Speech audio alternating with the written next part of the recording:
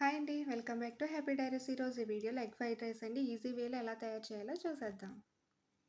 దళసరిగా ఉండే ప్యాన్ పెట్టుకొని, pan heat అయిన తర్వాత 3 స్పూన్ల ఆయిల్ వేసుకొని, ఆయిల్ హీట్ అయ్యాక 2 ఎగ్స్ వేసుకోవాలండి. వెంటనే కలపకుండా కొంచెం ఫ్రై అయిన తర్వాత గరిటెతో కలుపుకుంటే పీసెస్ కింద ఉంటాయండి.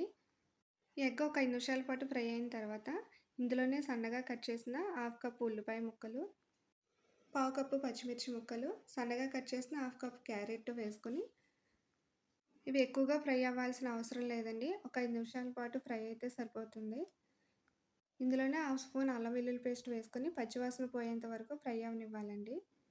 ఇలా ఫ్రై అయిన తర్వాత ఇందులో ఉడికించిన రైస్ వేసుకొని ఒకసారి అంతా కలిసేలా కలుపుకున్న తర్వాత రుచికి సరిపడా సాల్టు, 1 టీ స్పూన్ కారం, half teaspoon garam masala, పావు టీ స్పూన్ మిరియాల పొడి అండి, 1 స్పూన్ గ్రీన్ చిల్లీ సాస్, 2 స్పూన్లు సోయా సాస్ అండి, 1 spoon red chilli sauce, 1 spoon vinegar కూడా వేసుకొని మనం వేసిన ఫ్లేవర్స్ అన్ని రైస్కి పట్టేలా బాగా కలుపుకోవాలండి. ఫ్రైడ్ రైస్లో సోయా సాస్ వల్ల మరింత టేస్ట్ వస్తుందండి.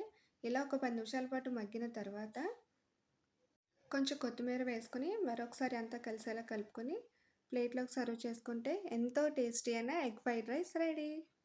మీకు ఈ వీడియో నచ్చినట్టయితే లైక్ చేయండి, మీ ఫ్రెండ్స్కి షేర్ చేయండి. నా ఛానల్ కనుక సబ్స్క్రైబ్ చేసుకోకపోతే సబ్స్క్రైబ్ చేయండి. Thanks for watching.